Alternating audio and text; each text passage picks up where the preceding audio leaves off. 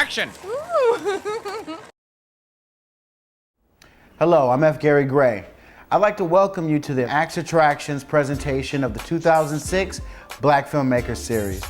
You're about to see a culmination of a nationwide search of original scripts by African American writers. These films take a fresh look at the mating game from an African American male perspective. So sit back and enjoy 3 new films by our finalists.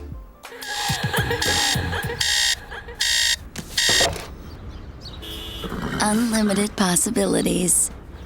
Axe, known for its body sprays and a leader in male grooming products, initiated a contest geared towards aspiring African-American filmmakers who were given an opportunity to send in their short scripts to a nationwide competition.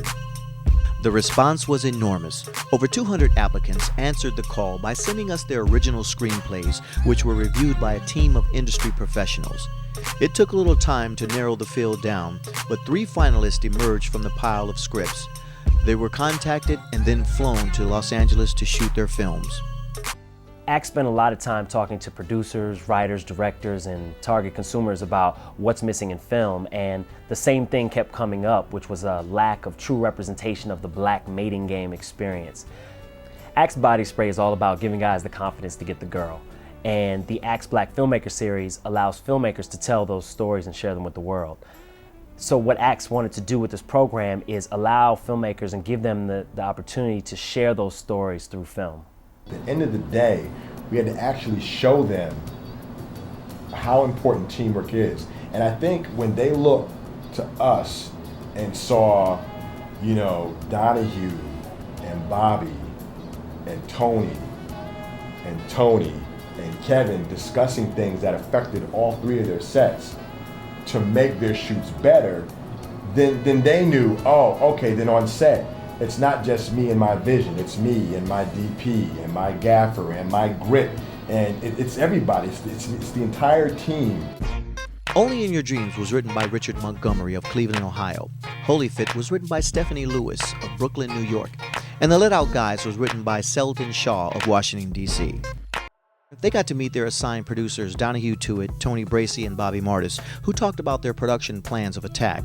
Kevin Suber of the Suber Group reiterated the rules of the competition.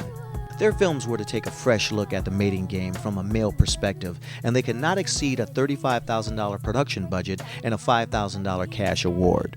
Basically, my job was to evaluate the scripts together with the Axe production team and do rewrites on them. You know, keeping the integrity of the scripts that were submitted, but also, you know, strengthening things like character, punching up certain jokes, and just making sure everything tracked, you know. The filmmakers and their producers hit the ground running with a production meeting in their approach of shooting all 3 projects.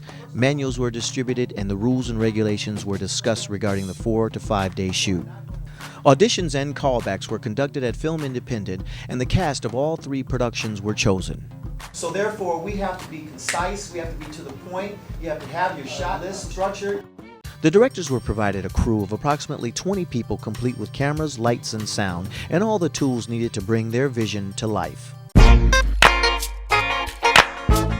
Only in Your Dreams is a film fantasy that's rated sexy. It's basically about what happens when guys who are basically misogynistic, but they're very, you know, still nice guys. What happens when the script is flipped and the shoe is on the other foot. Before I was more of a guerrilla filmmaker where I did everything by carry lights, you know, carry film, do all that. And a lot of the crew in terms of actors were also grips. So we went from, I think, about 3 to 4 people in my first production to about 25. Well, this one was more of a sit back and let the people do their job. The professionals who were hired by my producer were very capable, and they provided me with different looks and in terms of the wardrobe, and so I basically had a selection process. So it was more of me just sitting back and saying, I like that, or can we change that? And then watching the production designer as they dressed the set and provided different things. Oh no, don't go. Call me sometime? Yeah. Right. I found myself jumping up, you know, changing things and checking wardrobe. And then I was always reminded nicely that you have people to do that. Just say, okay, well, you know, a tag is showing, or if a prop is out of place, just tell somebody. So you don't always have to rush up and get into this, scene to do it. Action!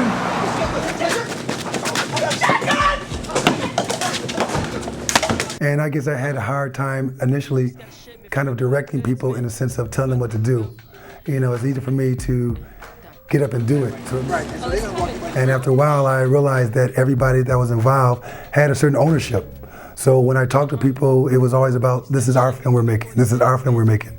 And that sense of ownership that they had and brought to the project, like I said, was exceeded anything that I could have ever thought of. You seem to be good at plugging leaks.